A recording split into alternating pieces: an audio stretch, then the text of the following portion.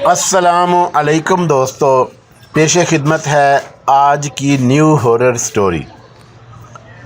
मेरा नाम साइमा है। ये जो मैं आपको कहानी सुनाने लगी हूँ ये बिल्कुल सच्ची है, जो हमारे गांव में एक लड़की के साथ पेश आई जो हमारे ही महल्ले में रहती थी, जिसका नाम सानिया था। सानिया बहुत ही खूबसूरत लड़की थी, ख़ास कर उसकी आंखें इतनी खूबसूरत थीं कि जो भी देखे तारीफ़ किए बिना नहीं रह पाता था। इसलिए जो भी वाक़यात उसके साथ पेश आए, उसकी आंखों ही की वजह से ये सारे वाक़यात एक कहानी की सूरत इख्तियार कर गए और इसका आगाज़ कुछ यूँ हुआ। सानिया समेत घर में 5 अफराद थे। उसकी अम्मी मरियम, अब्बू ज़ुबैर, छोटी बहन सना जो उससे 3 साल छोटी थी, और एक भाई रेहान जो उससे 2 साल बड़ा था। सानिया जिसकी उम्र 18 साल थी। सानिया की सहेली ज़ुबैदा के भाई की शादी थी। आज शादी का पहला दिन था। वो सुबह ही सुबह सानिया को ले जाने के लिए आई। ज़्यादातर सानिया या कहीं नहीं जाती थी, कोई भी फंक्शन हो उसकी अम्मी या सना चली जाती थी। सो आज भी उसने सोचा मैं शादी की दूसरे दिन जाऊंगी। ज़ुबैदा के भी इसरार के बावजूद उसने इनकार कर दिया। जब किसी तरह नहीं माने तो ज़ुबैदा खड़ी हुई और कहने लगी, अच्छा नहीं जाती तो ना जाओ, अब देखना कभी मैं भी तुम्हारे घर आ गई तो। जब नाराज़ होकर जाने लगी तो उसकी अम्मी बोली, क्या बदतमीज़ी है सानिया, तुम्हारी सहेली तुम्हें इतने प्यार से बुला रही है, तुम्हारा तो वैसे भी लोगों में दिल घबराता है। अच्छा ऐसा करना, शाम को चली जाना। सानिया अपने अम्मी के कहने से राज़ी हो गई। अच्छा भाई मैं शाम को आ जाऊंगी, अब तो नाराज़ ना होना। शाम होते ही दोनों बहनें तैयार होने लगीं। जब तैयार हो गईं तो अम्मी बोली, अब तो तुम्हारा भाई पता नहीं कहाँ चला गया है, अब मगरिब की आज़ान का टाइम है, लगता नमाज पढ़ कर ही आएगा, इसलिए मैं तुम लोगों को छोड़ आती हूँ। सानिया के घर से ज़ुबैदा के घर तक का रास्ता 9-10 मिनट में तय हुआ। रास्ते में कब्रिस्तान पड़ता था, जिसके साथ सीधी सड़क जाती थी जो काफ़ी लंबी थी। फिर दाएं तरफ को भी जा मिलती, जो थोड़ा सा फासला तय करके ज़ुबैदा का घर आता था। सड़क के बाएं तरफ कब्रिस्तान था। अब सड़क का थोड़ा सा फासला तय किया था कि सानिया की अम्मी बोली, मेरी टांगों में तो वैसे भी दर्द है, फासला भी थोड़ा सा है, इसलिए मैं यहाँ से देखती हूँ, आगे से तुम दोनों अच्छी तरह मुंह छुपा के चली जाना।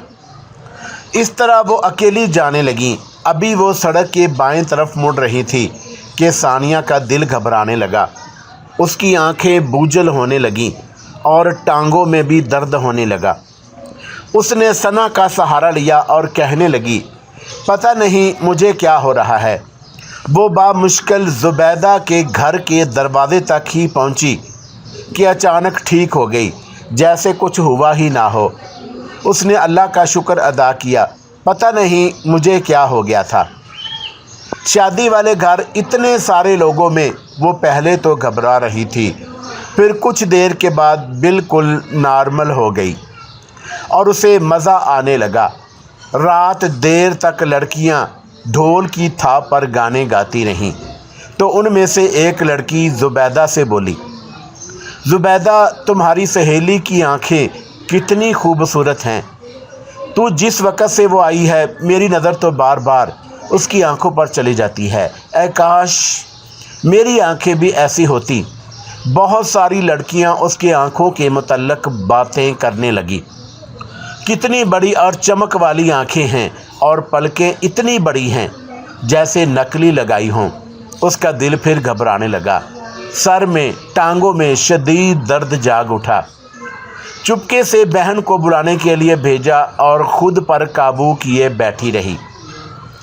पानी पीने के कुछ देर बाद उसकी हालत संभली। صبح بھی اس طرح اس کی حالت ہونے لگی تو اس نے سوچا مجھے گھر چلے جانا چاہیے، یہ نہ ہو کہ میرا تماشا ہی بن جائے۔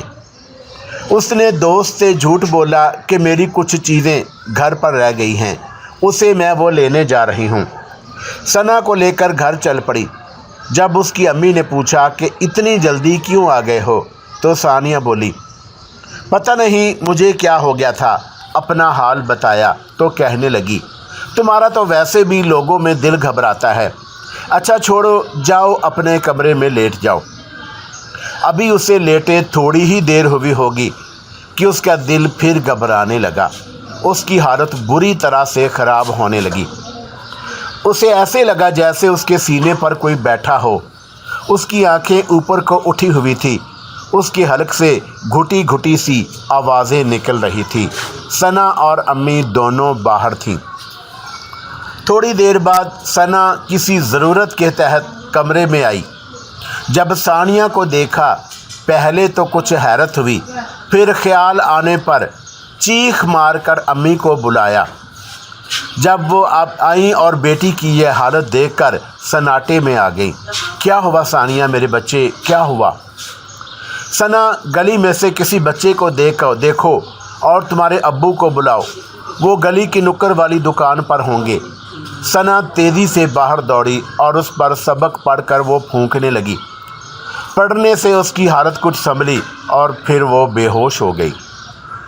جب اس کے ابو آئے، ابھی مریم آنٹی نہیں انہیں یہ واقعہ سنا ہی رہی تھی کہ ثانیہ کی حالت پھر ویسے ہونے لگی۔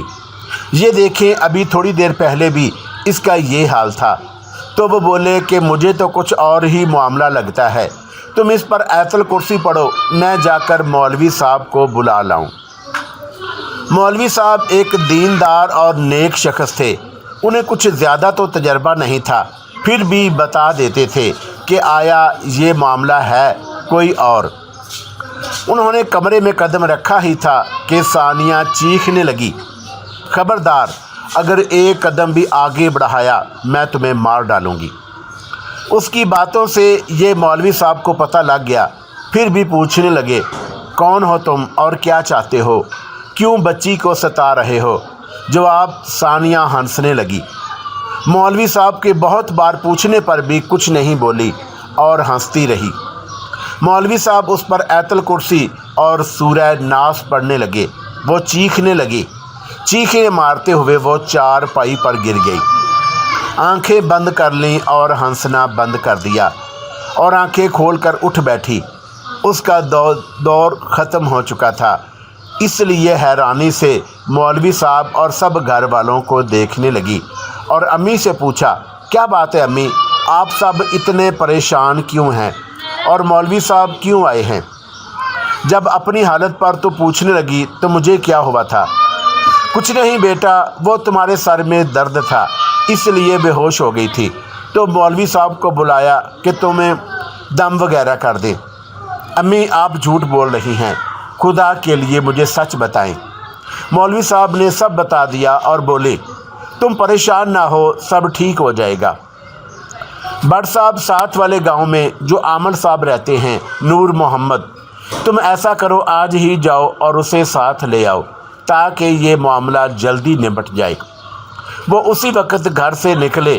دوسرے گاؤں میں جانے کے لیے تانگے پر 25 یا 30 منٹ لگتے تھے، اس لیے جب وہاں پہنچے اور پیر صاحب کے ایک آدمی سے ملے اور وہ کہنے لگا کہ پیر صاحب تو شہر گئے ہیں اپنے کسی عزیز کے ہاں، ان کے بیٹے کے ساتھ بھی کچھ ایسا مسئلہ تھا، اس لیے وہ 2 دن بعد آئیں گے۔ آپ ایسے کرو کہ پرسوں شام کو آ جانا۔ تو وہ پریشان سے گھر آ گئے اور ثانیہ کی امی سے بولے کہ 2-3 دن صبر کرنا پڑے گا۔ تم ایسا کرو ثانیہ کو پانی دم کر کے پلاؤ تاکہ اسے اتنے دورے نہ پڑیں۔ رات دیر تک وہ ثانیہ پر سبق پڑھ کر پھونکتی رہیں۔ رات کے 11:15 کا ٹائم تھا۔ انہیں پیاس محسوس ہوئی۔ وہ اٹھ کر پانی پینے باہر نکلے۔ جب پانی پی کر کمرے میں جانے لگیں تو دیکھا دروازے پہ ثانیہ کھڑی ہے۔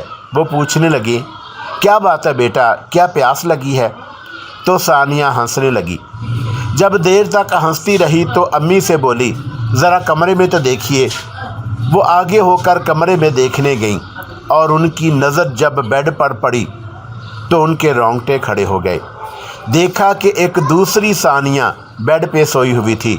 मुड़कर देखा तो वहाँ कोई ना था। उनकी तो डर के मारे कोई आवाज़ भी ना निकली, इसलिए जल्दी से बिस्तर पर लेटकर सबक पढ़ के कमरे में फूंका और सोने की कोशिश करने लगी। दूसरे दिन भी इस तरह का एक और वाक़या पेश आया। उनकी पड़ोस की एक औरत उनके घर जाने लगी तो उसकी नज़र उनकी घर की छत पर पड़ी। गांव में ज़्यादातर घरों में छत की दीवारें नहीं होती, तो उन्होंने देखा कि सानिया हल्के गुलाबी काम वाला जोड़ा पहने खड़ी है और वो बहुत ही खूबसूरत लग रही है। वो बोली, सानिया ये तुम छत पे क्यों खड़ी हो? क्या अब पर्दा करना छोड़ दिया है? भाई या बाप ने देख लिया तो शामत आ जाएगी। सानिया ने उस औरत को कुछ अजीब सी नज़रों से देखा और नीचे उतरने लगी। उसकी नज़रों में पता नहीं क्या था कि वो औरत लर्ज़ गई। खैर, जब घर में दाखिल हुई तो उस पर हैरत के पहाड़ टूट पड़े। देखा सानिया सेहन पर चारपाई पर है और उसकी शक्ल में जैसे बरस से बीमार हो। तो वो मरियम से बोली, ए मरियम, अभी तो सानिया इतने अच्छे लिबास में छत पे खड़ी थी और एकदम से इसने कपड़े भी बदल लिए। इसने कहीं से तो जादू तो नहीं सीख लिया? तो वो कहने लगी, नहीं, तुम्हारा वहम होगा। सानिया तो सब सुबह से यहाँ लेटी है। मरियम समझ गई, इसलिए टाल गई। तो वो औरत कहने लगी, ना भाई ना, मैं तो ना मानूं। अरे मुझे तो लगता है तुम लोगों के घर साया हो गया है और सानिया पे तो कहीं कब्ज़ा तो नहीं कर लिया। मैं तो चलती हूँ। इस तरह सारे महल्ले को पता लग गया कि सानिया पे किसी आसेब का साया है। शाम तक औरतों का आना जाना लगा रहा। सानिया की अम्मी परेशान थी कि इतनी जल्दी लोगों को पता लग गया और इसी औरत को कोसे दिए जा रही थी। खैर, जब 2 दिन बड़ साहब अमल के पास गए तो उन्हें मौजूद पाया। जब उन्हें बेटी का हाल बताया तो वो उसी टाइम साथ जाने के लिए राज़ी हो गए। घर में दाखिल होते ही सानिया के भाई रेहान बोला, अबू, अभी सानिया को फिर दौरा पड़ा है। पीर साहब सानिया के कमरे के गए तो उन्हें सानिया एकदम उठ बैठी और गुस्से से उनको देखने लगी। आमल साहब बोले, तुम सब बैठो, मैं अभी अमल करके पता चलाता हूँ। आप और रेहान इसे पकड़ ले। और दोस्त पर बैठ गए और कुछ पढ़ने लगे। जैसे जैसे वो पढ़ रहे थे, सानिया की चीख बुलंद होती जा रही थी। वो किसी के काबू में नहीं आ रही थी। पीर साहब ने एक दफ़ा तस्बीह फिर ली और उठकर सानिया के माथे पे लगाई और बोले, तुम कौन हो और तुम्हारे साथ कौन कौन है? सानिया कहने लगी, मैं नहीं बताऊंगी, मुझे छोड़ दो, वरना मैं इसे मार डालूंगी। मैं देखता हूँ कि तू किस तरह नहीं बताएगी। वो दूसरी दफ़ा तस्बीह पढ़ने लगे, फिर भी नहीं बताया। जब तीसरी बार पढ़कर तस्बीह सानिया के माथे पे लगाई तो सानिया अपनी गर्दन पकड़कर गिर पड़ी और बेहोश हो गई। आमल साहब बोले, बट साहब, मैं कल फिर आऊँगा और ऐसा अमल करूँगा, ये जल्द भाग जाएंगे। वैसे उसके साथ एक लड़का और लड़की का साया है। अच्छा, मैं कल रात 11 बजे अमल करूँगा।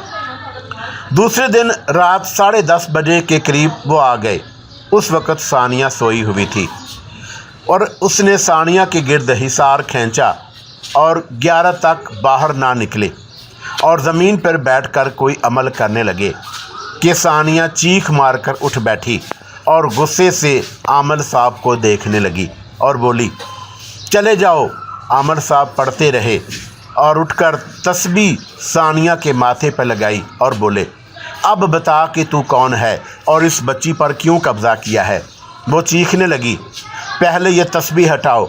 उन्होंने तस्बीह हटाई और वो फिर बोली, मेरा नाम शहनाज है और मेरे साथ मेरा भाई इमरान भी था, पर वो कल भाग गया था आपके अमल की वजह से, लेकिन मैं कहीं नहीं जाऊंगी।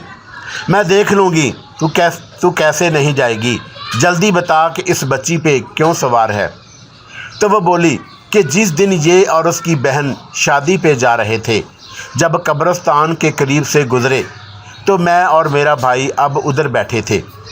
اس نے اپنا سارا منہ چھپایا ہوا تھا، صرف آنکھیں باہر تھیں، اور جب اس کی آنکھیں دیکھیں تو میں پاگل ہو گئی۔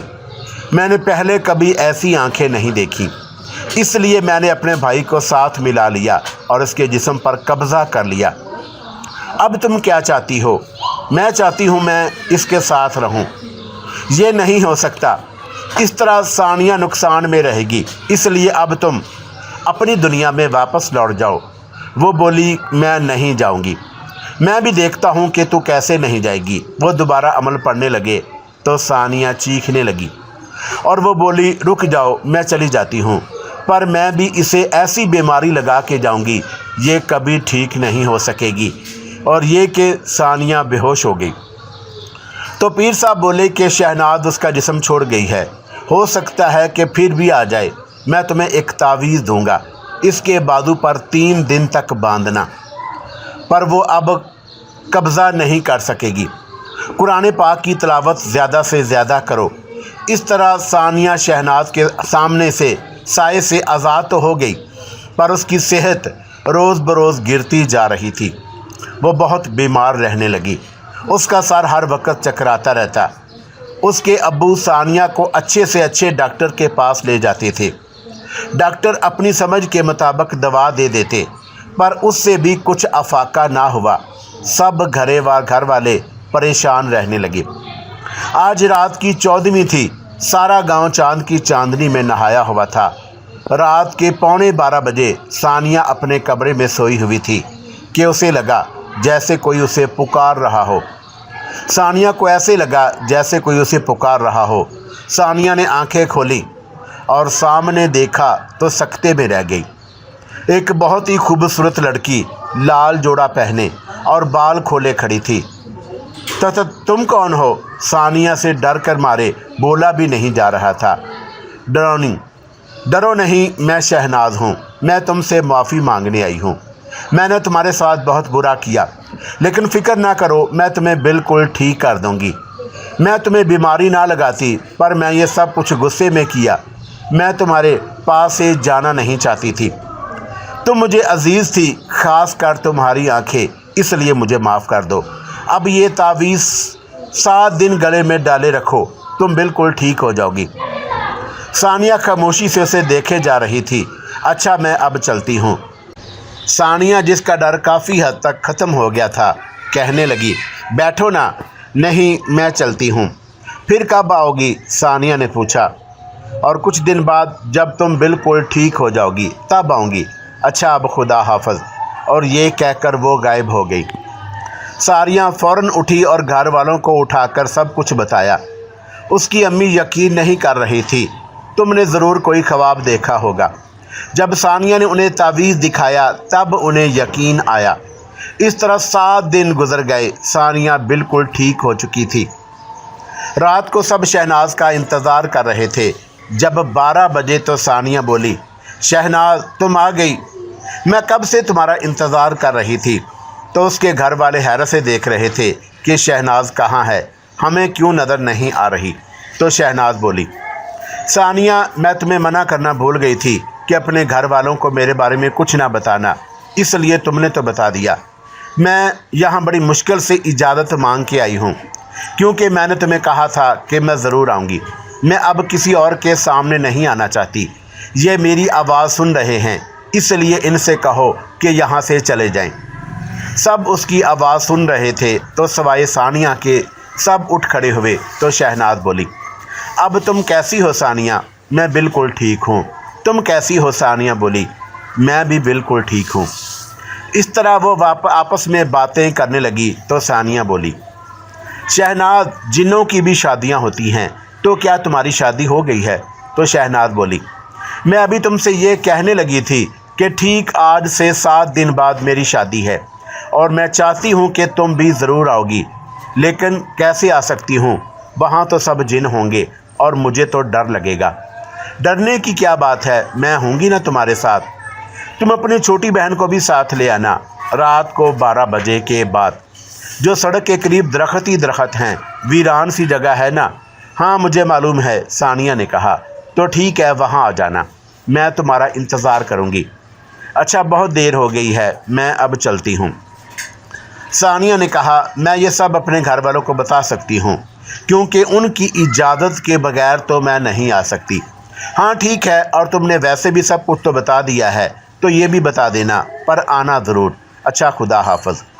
ثانیہ نے سبھی سے اپنی امی سے اجازت مانگی تو ابو کو، ٹھیک ہے، تمہارے بھائی تمہارا ساتھ چلا جائے گا۔ نہیں ابو، اس نے صرف ثنا کے آنے کا کہا ہے۔ ایسے کریں کہ ریحان بھائی مجھے وہاں چھوڑ کر واپس آ جائے اور پھر دوبارہ جا کر واپس لے لیں گے۔ اور آج جمعرات تھی۔ ثانیہ رات 12 بجے کا ویٹ کر رہی تھی۔ رات 10 بجے تو امی بولی، بیٹا تم دونوں کپڑے وغیرہ پہن لو، صرف 2 گھنٹے رہ گئے ہیں۔ ثانیہ نے آج کے لیے بہت ہی خوبصورت سا جوڑا بنوایا تھا۔ ثانیہ کے جہیز کے لیے اس کی امی نے سرخ رنگ کا بہت ہی خوبصورت جوڑا بنا کے رکھا تھا۔ ثانیہ نے امی سے اجازت مانگی، امی میں یہ شہناز کو گفٹ کر دوں گی، اور اس کی امی نے فوراً اجازت دے دی۔ رات 12 بجے تک وہ تینوں وہاں پہنچے۔ ثانیہ اور ثنا دنگ رہ گئی۔ وہ ویران سی جگہ روشنی میں نہائی ہوئی تھی۔ ابھی وہ دیکھ ہی رہی تھی کہ شہناز سامنے آ گئی۔ اس نے خوبصورت دلہنوں والا سرخ جوڑا پہن رکھا تھا۔ وہ ثانیہ کو دیکھ کر بہت خوش ہوئی، پر نہ ہاتھ ملایا نہ گلے ملی، ذرا فاصلے پر کھڑی رہی۔ ثانیہ تم کتنی پیاری لگ رہی ہو۔ شہناز تم بھی بہت خوبصورت لگ رہی ہو دلہن کے روپ میں۔ یہ دیکھو میں بھی تمہارے لیے سرخ رنگ کا جوڑا لائی ہوں، کیونکہ مجھے لگ رہا تھا کہ تمہیں سرخ رنگ بہت پسند ہے۔ تم تو 2 دفعہ ہی تو سرخ رنگ کے جوڑے ہی پہن رکھے تھے۔ شہناز نے جوڑا دیکھا اور بہت ہی پسند آیا اور بولی، مجھے واقعی سرخ رنگ بہت پسند ہے، اور میں تمہیں اور جن لڑکیوں سے ملواتی ہوں۔ ثانیہ نے دیکھا کہ کچھ لڑکیاں اتنی خوبصورت تھیں اور کچھ تو بہت ہی خوبصورت تھی، اور وہ دیکھ کر حیران رہ گئی۔ ثانیہ شہناز سے بولی، بھائی اپنا دلہا تو دکھاؤ، وہ کہاں ہے اور اس کا نام کیا ہے؟ اس کا نام عبداللہ ہے، ابھی بارات لے کر آئے گا تو دیکھ لینا۔ پھر شہناز کی جن سہیلیاں ان دونوں کو کھانے کی طرف لے گئیں۔ ثانیہ اور ثنا نے بہت ہی مزے کے کھانے کھائے، اور شاید پہلے ہی اس طرح کے کھائے ہوں، اور تھوڑی دیر بعد بارات کا ٹائم ہو گیا۔ ثنا نے دلہا دیکھا تو شہناز سے کہا، دلہا تو بہت خوبصورت ہے۔ شہناز ہنس پڑی اور دلہا کے متعلق کچھ اور بتانے لگی۔ تھوڑی دیر بعد بالکل انسانوں کی طرح مسلم طریقے سے ان کا نکاح ہوا۔ نکاح کے بعد شہناز اٹھ کر ثانیہ کے پاس آئی، جو تھوڑی دور کھڑی تھی، بولی، اچھا ثانیہ اب تم کیا کرو گی؟ جاؤ، اب میں رخصت ہوں گی اور تمہیں تو سب کچھ نظر آنا بند ہو جائے گا۔ تم آنکھیں بند کرو، میں تمہیں پہنچا دیتی ہوں۔ لیکن شہناز کیا تم دوبارہ مجھ سے ملنے آؤ گی؟ ہاں میں تم سے ملنے آؤں گی۔ اس نے آنکھیں کھولیں تو اپنے گھر میں موجود تھی۔ اس نے ساری روادات اپنے گھر والوں کو سنائی۔ آج ثانیہ کی شادی ہو چکی ہے، وہ اپنے گھر میں بہت خوش ہے۔ پہلے شہناز ہر ہفتے بعد آتی تھی، لیکن اب ذرا دیر سے آتی ہے۔ وہ کہتی ہے کہ میری مجبوریاں ہیں، لیکن میں تم سے ملنے ضرور آیا کروں گی۔ لیکن وہ دیر سے ہی صحیح پر ملنے ضرور آتی ہے۔ جب ثانیہ کی شادی تھی تو اس نے ثانیہ کو ہیرے اور سونے کا ایک بہت ہی خوبصورت ہار دیا تھا۔ اس کی اتنی چمک تھی کہ جو بھی ہار کی طرف دیکھتا تو اس کی آنکھیں چندھیا جاتی۔ وہ ہار ثانیہ نے آج بھی بہت سنبھال کر رکھا ہوا ہے۔ ثانیہ اور شہناز آج بھی بہت پکی سہیلیاں ہیں، اور دیر سے ملتی ہیں پر ملتی ضرور ہیں۔ اللہ حافظ میرے دوستو، اللہ حافظ۔